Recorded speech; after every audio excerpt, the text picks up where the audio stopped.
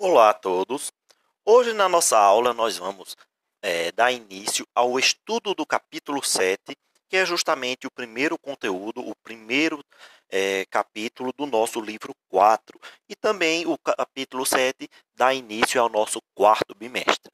Então nós temos aqui no nosso livro 4, na página 2, nós temos assim, evolução biológica e diversidade das espécies, que é justamente o novo conteúdo que nós vamos iniciar hoje, vamos fazer a nossa introdução a esse novo assunto hoje. E dentro desse assunto nós vamos trabalhar alguns conceitos, por exemplo, como adaptação, evolução, diversidade, biodiversidade, especiação e vários outros conceitos, certo, que norteiam todo esse conteúdo. Esse conteúdo ele está intimamente ligado com o último conteúdo que nós vimos no nosso terceiro bimestre, que foi justamente linguagem genética e também informação biológica. Nós vamos ver que são conteúdos que estão intimamente relacionados. Então vejamos aqui, logo de início nós temos essa imagem de abertura que abre aqui o nosso capítulo. Nós podemos observar aqui uma flor e nós temos uma borboleta aqui que está certamente coletando o pólen e o néctar dessa flor.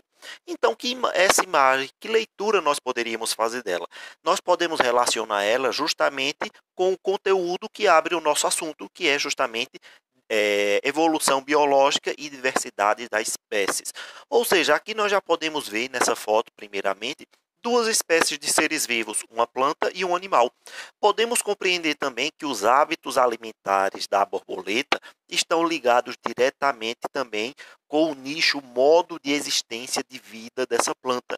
Então, aqui nós já percebemos que existe uma interrelação entre essas duas espécies distintas, mesmo tendo um animal e uma planta, mas nós temos uma interrelação aonde podemos observar. E será justamente observando essa relação entre os seres vivos e o meio ambiente e também a capacidade que tem de tentar sempre sobreviver e transmitir suas características para os seus descendentes, é aí onde está baseado o princípio fundamental da ideia de evolução que é desenvolvida por alguns dos maiores nomes dentro das ciências na história da humanidade, como Darwin, Charles Robert Darwin e Alfred Wallace Russell, que foram os dois considerados os pais do conhecimento evolutivo que nós usamos ainda hoje. Então, vamos dar início ao nosso novo assunto, que é justamente dentro de evolução.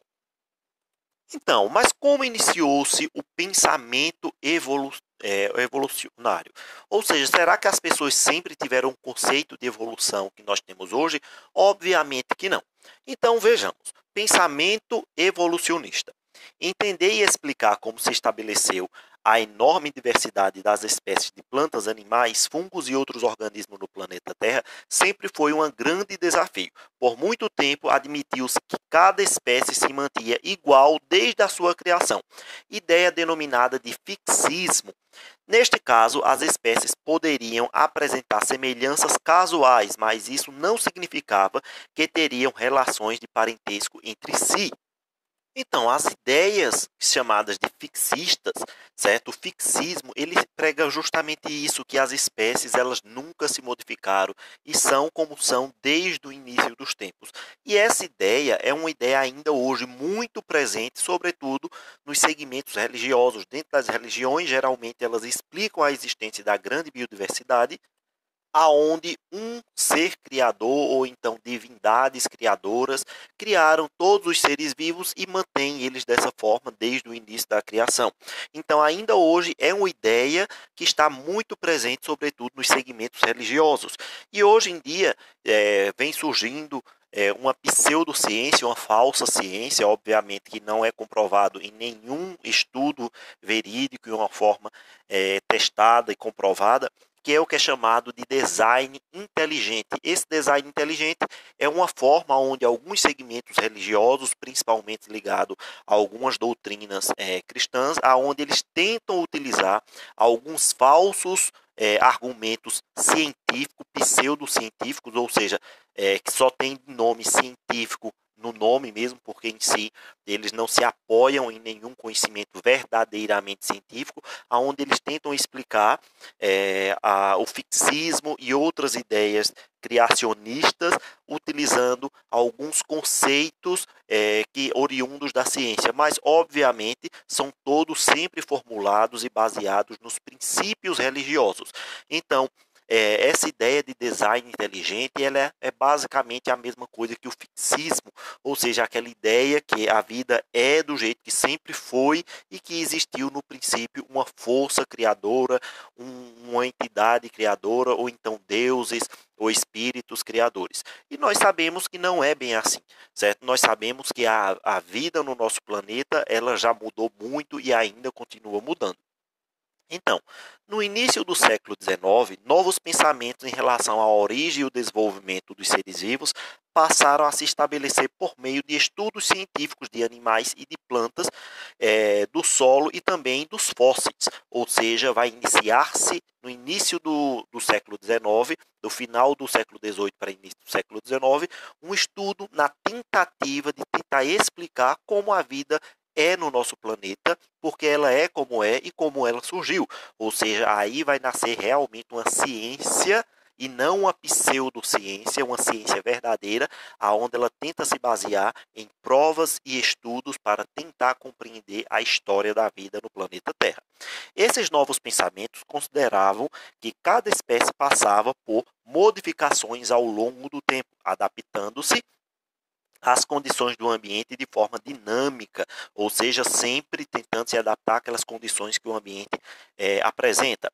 Por meio dessas modificações, novas espécies surgiriam e outras poderiam deixar de existir, e é aí onde está baseado o princípio que nós chamamos de evolução e adaptação, certo? Compreender e explicar o pensamento evolutivo envolve um longo e complexo processo dentro das ciências, englobando vários cientistas.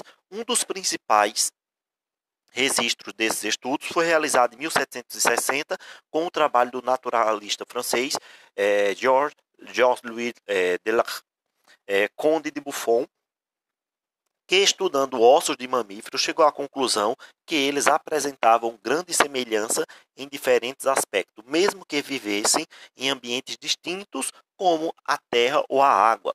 No entanto, ele não explicou o motivo dessa semelhança, nem como elas estabeleciam entre as espécies. Então, o Conde de Buffon, Georges Leclerc, ele pegou e observou pela primeira vez que alguns animais que habitavam locais diferentes, que estavam em locais diferentes, por exemplo, animais terrestres, animais aéreos e animais aquáticos, apresentavam ossos iguais e que tinham basicamente a mesma função e estavam basicamente na mesma região do corpo, como nessa imagem que nós podemos observar aqui.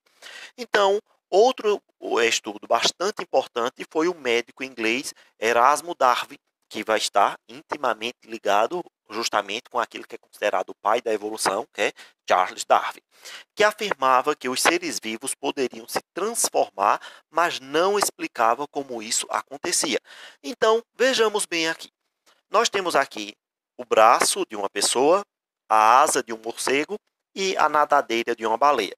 Se nós observarmos, todas essas estruturas são ossos. São ossos que estão na mesma região do corpo, ou seja, nos membros anteriores. Estão basicamente modificados em seu tamanho e seu aspecto, porque estão diretamente ligados ao meio ambiente, às condições ambientais na qual aquele ser vivo habita. Mas se nós pararmos para observar, nós vamos ter na espécie humana 5 dedos, vamos também observar que na asa do morcego também é composta por 5 dedos, aqui estão em verde, e também na nadadeira da baleia, nós também vamos ter 5 estruturas internas, 5 dedos. Isso demonstra que todos esses seres vivos aqui tiveram, em algum momento da história da vida, um parente, um ancestral comum, aonde ele apresentava 5 dedos. E com o passar do tempo, essas espécies, por habitar regiões diferentes do planeta Terra, por passarem por condições diferentes, foram se adaptando ao meio ambiente no qual estava, e aí aquela mesma estrutura primitiva lá no início começou a se modificar para justamente atender às demandas de cada espécie, dependendo do local aonde ela habitava, certo? Então, isso já foi observado tanto pelo Conde de Buffon, como também por Erasmo Darwin, e isso lá no século XVIII para o século XIX vai ser justamente a ideia que vai surgir para desenvolver o pensamento evolucionista que nós vamos ter atualmente.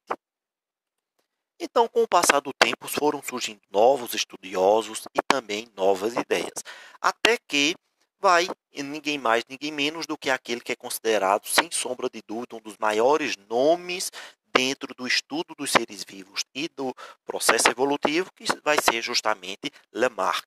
Então, o francês Jean-Baptiste Pierre Antoine de Monnet, Cavaleiro de Lamarck, é considerado o primeiro naturalista a divulgar ideias relacionadas ao pensamento evolucionista, constituindo uma explicação sobre a transformação dos seres vivos com o conhecimento científico disponível em sua época. Foi um dos primeiros naturalistas a utilizar o termo biologia em seus estudos. Então, esse senhor que aparece aqui nessa foto, Jean-Pierre de Monnet, ele vai ser a primeira pessoa aonde ele vai escrever estudos científicos e vai começar a lançar as ideias do que nós entendemos hoje como evolução. Apesar que ele não usava a palavra evolução, ela já vai ser um pouco mais moderna, já vai vir lá com os trabalhos de Charles Darwin e Russell, mas as ideias primitivas, as ideias iniciais de evolução vão surgir justamente com Lamarck. Então, professor de zoologia, por meio de estudos e da observação de animais em seu trabalho, afirmou que os organismos complexos se originavam progressivamente a partir de outros mais simples. Ele defendia que o clima, a temperatura, a altitude e outras características do ambiente atuavam na transformação dos indivíduos de diferentes espécies, garantindo sua sobrevivência. Então, aí, já com Lamarck, vai surgir a importância do meio ambiente no processo que nós chamamos hoje de adaptação. Lamarck contribuiu para o pensamento evolucionista, pois percebeu que as mudanças no ambiente mudavam as necessidades dos indivíduos, que, por sua vez, alteravam os seus comportamentos para entender as novas necessidades. Essas mudanças alteravam a utilização de determinadas estruturas anatômicas, determinadas partes do corpo, como nós vimos há pouco, o braço humano, a nadadeira da baleia e a asa do morcego são estruturas semelhantes, mas que têm funções atualmente e também têm formatos distintos, justamente porque cada uma dessas espécies tem necessidades diferentes e habitam habitats também distintos. Então, essas alterações, essas mudanças alteravam a utilização de determinada estrutura anatômica ou órgão que podia crescer ou atrofiar, até mesmo desaparecer, dependendo do uso, chamado esse conceito de lei do uso e do desuso. Então, segundo Lamarck, se uma espécie, se um determinado indivíduo, ele usasse muito uma determinada estrutura do seu corpo, aquela estrutura ela ia se tornar mais forte e prosperava. Se ele usasse ela pouco, ela então ia atrofiar e poderia deixar de funcionar ou até desaparecer. Nós sabemos que não é bem assim que a evolução dá-se atualmente. A evolução ela não ocorre do dia para a noite, e ela não ocorre somente em um indivíduo. Ela ocorre, na verdade, no conjunto de indivíduos de uma espécie e no longo período de tempo. Ou seja, ela não é um processo rápido, ela é um processo paulatino, um processo lento, mas é um processo contínuo. Todas as espécies estão evoluindo desde o dia que surgiram e até o momento presente. Inclusive, nós seres humanos também. São pequenas alterações que vão ocorrendo de geração para geração e vão se acumulando e assim vai se tornando cada vez mais presente dentro da população como um todo. Então, Lamarck ele vai ter uma importância enorme dentro das ciências biológicas. Por exemplo, Lamarck é quem vai primeiramente fazer a primeira classificação dos seres vivos, no caso dos animais, separando os animais em dois grandes grupos que nós ainda hoje utilizamos para compreendermos e estudarmos os animais, que é justamente os animais vertebrados e invertebrados. Ele vai organizar melhor, vai criar novas categorias, por exemplo, os insetos, os aracnídeos e os crustáceos, e ele vai ter uma grande importância justamente nessa ciência que estava por nascer, que era justamente a biologia. Então, assim, segundo Lamarck, o uso e o desuso dos órgãos explicava a diversidade das espécies de seres vivos, considerando que as alterações sofridas por um indivíduo durante a vida eram passadas aos seus descendentes. Essa ideia ficou conhecida como a lei da herança dos caracteres adquiridos. Então, segundo essa lei de Lamarck, nós sabemos atualmente que ela contém muitos erros, mas ela foi de extrema importância porque os pensamentos evolutivos modernos vão surgir baseados nos estudos de Lamarck. Mas segundo a teoria de Lamarck, se um pai, por exemplo, perdesse um dedo, essa característica, essa falta de dedo, poderia ser passada aos seus descendentes. E nós sabemos que não é bem assim. Não é? Nós sabemos que uma característica ganhada, possuída por uma pessoa ao longo de sua vida, não necessariamente vai passar a seus descendentes. Então, observe a seguir alguns exemplos que explicam a forma do pensamento de Lamarck. Então, as primeiras serpentes tiveram pernas que, em determinado momento, passaram a atrapalhar o deslocamento desses animais em locais apertados. Com o uso das pernas, elas foram atrofiando, aliás, com o desuso das pernas, elas foram atrofiando até desaparecerem completamente nas gerações atuais de serpentes. Essa é uma ideia de Lamarck.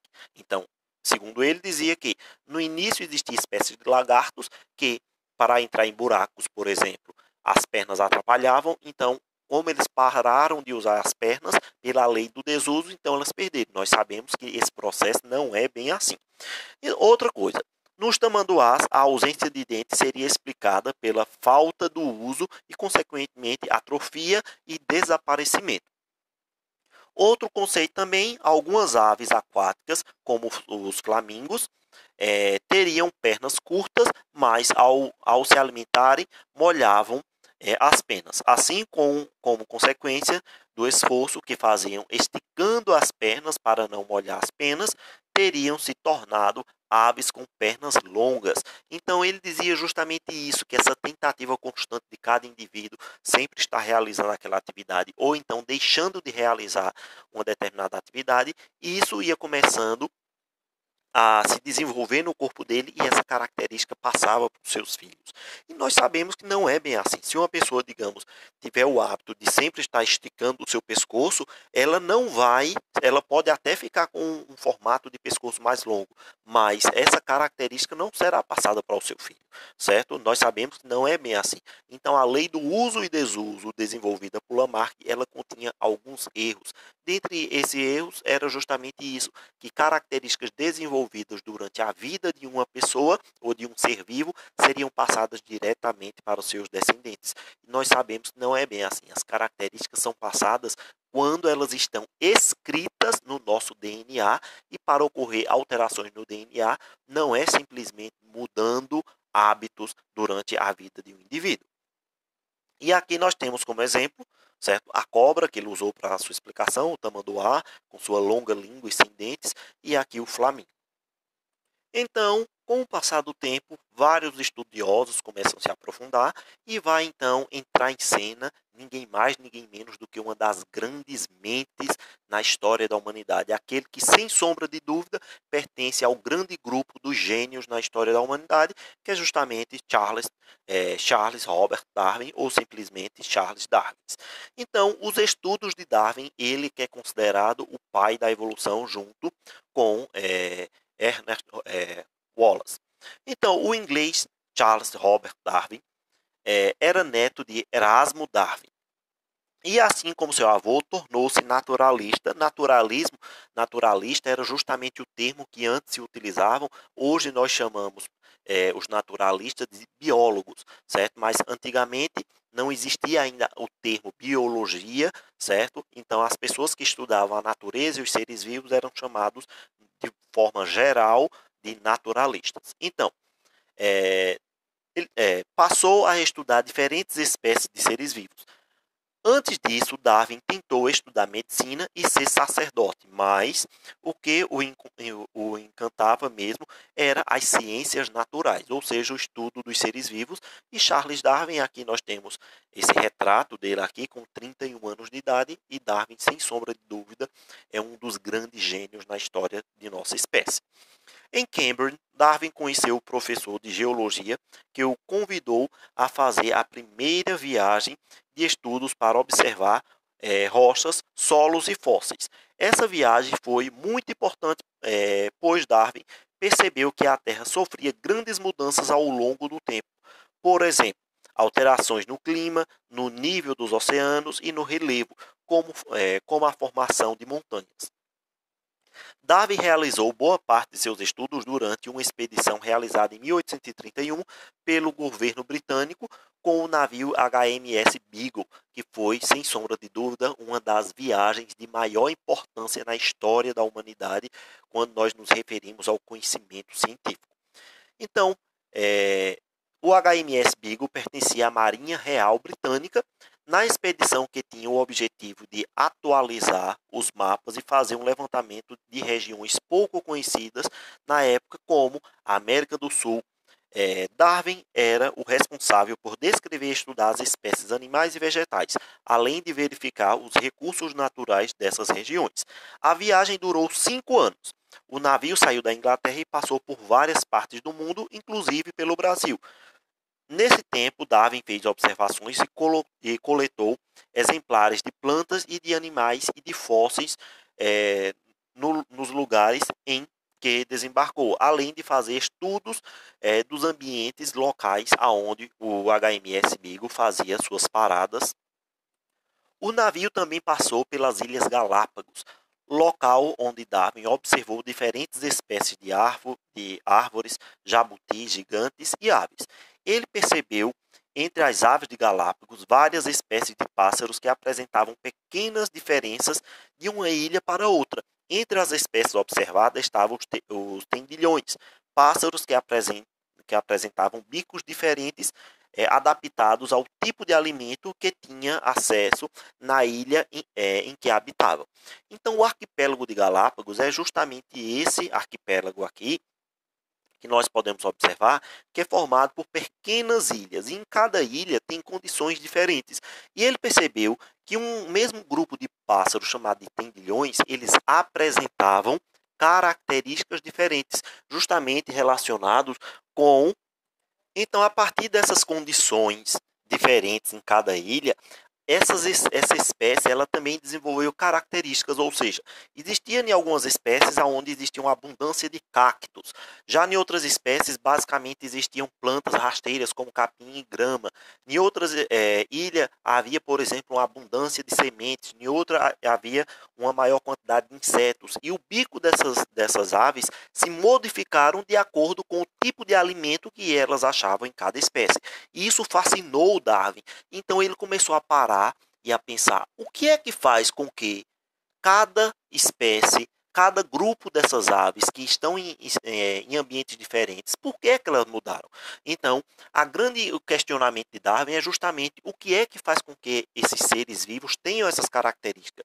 O que é que causa essas mudanças? E ele observou também não somente os pássaros, mas também as tartarugas que ali habitavam, certo? Ele observou também o formato do casco de cada tartaruga que estavam presentes, na verdade são jabutis, não tartarugas, o termo correto seriam jabutis, que habitavam em cada uma dessas ilhas. Ele percebeu que o casco delas, a carapaça delas também estava diretamente ligado às condições ambientais de cada ilha. Então, qual seria o motivo para haver tanta variedade em uma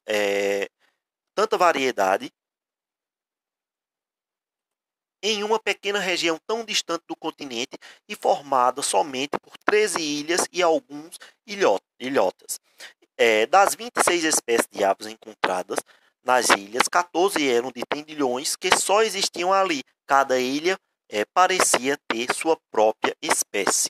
Então Darwin imaginou que em algum momento da história dessas aves, uma população de tendilhões vindas do continente ocupou as diversas ilhas do arquipélago. Entretanto, como o ambiente nessas ilhas não eram iguais, ou seja, haviam diferentes ofertas de alimento em cada uma delas, teria ocorrido uma seleção de determinadas características das aves, como o formato do bico. Assim, em uma ilha onde havia para comer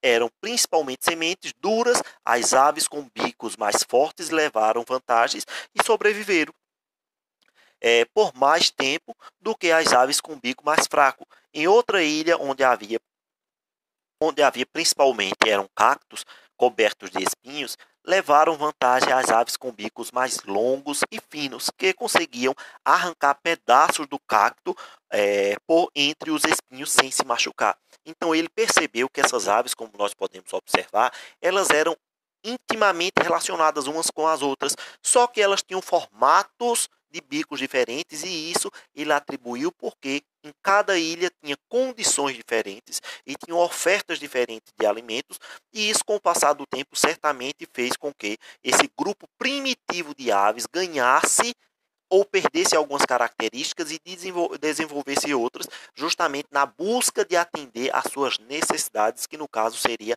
a alimentação, e o bico ele vai ter seu desenvolvimento diretamente ligado justamente ao alimento disponível no ambiente.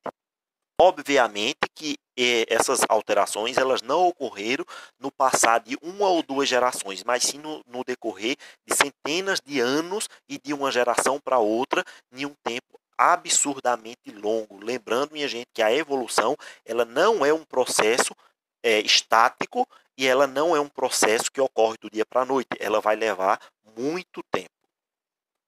Então Darwin percebeu que a tão grande variedade de pássaros estava relacionada a dois fatos, que eram justamente diferentes ambientes encontrados em cada ilha, variabilidade natural apresentada pelos seres vivos. Então ele percebeu que esses dois fatores foram fundamentais para então a formação das aves que então estavam presentes naquelas ilhas. Assim como Lamarck, Darwin sugeriu que as adaptações dos indivíduos resultavam da interação dos organismos com o ambiente, só que não eram passadas diretamente, certo? Não ocorria do dia para a noite, como Lamarck dizia. Quando retornou da longa viagem do HMS Beagle, Darwin aprofundou seus estudos sobre o que tinha visto nos diferentes lugares por que passou. Com base nessas informações e na leitura de estudos sobre a variedade e mudanças nos seres vivos, escritos por importantes naturalistas como Lamarck, Darwin começou a elaborar a sua teoria para explicar a evolução dos seres vivos e sua diversidade. Durante seus trabalhos, Darwin recebeu o trabalho de outro naturalista inglês, Alfred Russel Wallace, que estudou insetos e peixes na Amazônia e chegou à conclusão muito semelhante às de Darwin sobre a evolução dos seres vivos.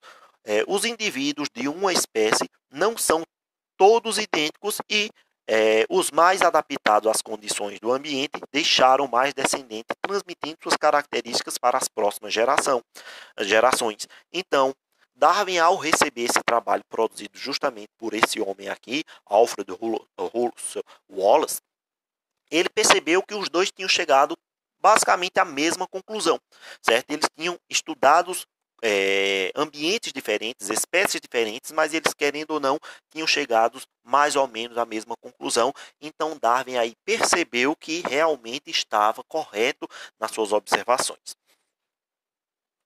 Então, em 1858, Darwin e Wallace apresentaram seus trabalhos em conjunto. Os dois juntaram seus estudos e fizeram então uma apresentação à sociedade científica de sua época, mas sem o impacto esperado por eles, pois faltavam algumas explicações para a conclusão de suas ideias. Darwin então dedicou-se a melhorar suas explicações sobre a evolução dos seres vivos e tentou responder todas as possíveis dúvidas que a leitura de seu trabalho pudesse levar. Em 1859, mais de 20 anos após o seu retorno no navio HMS Beagle. Ele publicou o livro A Origem das Espécies. E A Origem das Espécies, minha gente, não esqueçam o título desse livro, é considerado o livro científico de maior importância dentro das ciências naturais, certo? Então, o impacto que A Origem das Espécies teve para o mundo científico e a abertura da consciência humana para a evolução é considerado um livro de maior importância na história da humanidade quando nós nos referimos a estudos científicos. Então, esse livro, ele tenta explicar a biodiversidade dos seres vivos e como ela se estabeleceu. Então, a teoria evolutiva que nós temos hoje, ela é chamada de Darwin-Wallace, que é justamente porque ela foi desenvolvida justamente por esses dois grandes nomes, que é justamente Charles Robert Darwin e Alfred Russel Wallace. Então, atualmente, nós não chamamos a teoria evolutiva somente de teoria darwiniana, mas nós, quando vamos nos referir, nós sempre temos que lembrar também de Wallace, que foi, junto com Darwin, seu grande colaborador no desenvolvimento dessas ideias modernas e atuais que nós temos dentro de evolução. Então, o principal dos estudos de Darwin era o de que os indivíduos que tinham melhores condições de explorar outros tipos de ambiente e alimentos tinham maiores chances de sobreviver e de se reproduzir, deixando mais descendentes. Ou seja, quando um ser estava mais adaptado a um ambiente, suas chances de sobreviver são maiores. Já os seres menos adaptados têm menos chance de sobreviver. Esse processo caracteriza a seleção natural, que é justamente isso. Ele percebeu que aqueles seres que se adaptavam melhor às condições ambientais, eles tinham maior chance de sobreviver e gerar filhos e passar então suas boas características para uma próxima geração. E aqueles que se adaptavam mal e as suas características não os ajudavam a sobreviver naquele ambiente, acabavam, querendo ou não, morrendo mais cedo, não se reproduzindo e assim não passavam suas características. Nesse processo, ocorria uma seleção na natureza, aonde os mais bem adaptados, não os mais fortes, mas os mais bem adaptados, sobreviviam e geravam descendentes. E aí Darwin ele vai lançar um dos conceitos principais de sua teoria, que é justamente a seleção natural. Além da seleção natural, Darwin também citou que todos os seres vivos compartilham ancestrais comuns, sendo assim as espécies existentes atualmente descendem de outras que já habitaram a Terra e passaram por condições ambientais diferentes. Essa ideia partiu da comparação de fósseis com seres vivos atuais, o que possibilitou determinar a relação de parentesco entre eles e também observar as características que foram importantes para a sua sobrevivência em determinadas condições ambientais. E é justamente isso. Se nós olharmos, por exemplo, essa imagem aqui, ela é tipicamente um fóssil de um réptil. Se nós observarmos essa imagem desse lagarto aqui embaixo, nós vamos perceber que existem muitas características que estão presentes tanto nesse fóssil como também nesse animal atual. Também podemos perceber que temos aqui uma cauda, 4 membros, temos uma coluna vertebral, então são características que se mantiveram e não está presente somente nos répteis, mas isso é algo que também está presente em outras espécies de animais por todo o planeta. Então Darwin parou e chegou à conclusão que em um tempo muito remoto, muito distante, certamente houve um grupo de seres vivos primitivos que deu origem a todos os seres vivos atuais. Então Darwin vai promulgar, vai falar justamente o que nós temos hoje como a concepção máxima dentro da evolução. Ele diz que as espécies não são estáticas e imutáveis, ou seja, ele não diz que elas não mudam, pelo contrário, que elas são dinâmicas, mas sim se modificam entre as gerações através de longos períodos de tempo pela seleção natural, permanecendo vivo o mais apto, o mais bem adaptado. A evolução é um processo dinâmico, ou seja, é um processo contínuo que sempre está ocorrendo. Não se sabe ao certo porque o nome de Wallace foi obscurecido por Darwin, ou seja, porque Darwin ficou mais conhecido. Admite-se, porém, que isso se deva ao fato de Darwin já ser um naturalista bastante nomeado na época. Então, contudo, Wallace foi o primeiro a propor um mapa geográfico das espécies animais e por isso é conhecido como o pai da biogeografia, ou seja, o estudo da diversidade biológica nas diferentes partes do nosso planeta. Então, os trabalhos de Darwin, Lamarck, Wallace e vários outros grandes cientistas, eles foram cumulativos, foram de extrema importância para o desenvolvimento das ciências biológicas, das ciências naturais e o conhecimento e o entendimento de evolução que nós temos hoje e é algo ainda que está crescendo, temos muito a compreender e muito a descobrir. Então, gente, vamos finalizando nossa aula de hoje por aqui. A nossa aula foi apenas uma aula introdutória, certo? Esse daqui é a nossa atividade, a atividade que vocês devem realizar, as páginas 12 e 13, questões 1, 2, 3, 4, 5 e 6, que está no nosso livro 4, nosso livro didático, certo? É o nosso primeiro exercício. Então, realizem as atividades, enviem lá para o Google Classroom, certo? Então, espero que todos estejam bem e até a nossa próxima aula.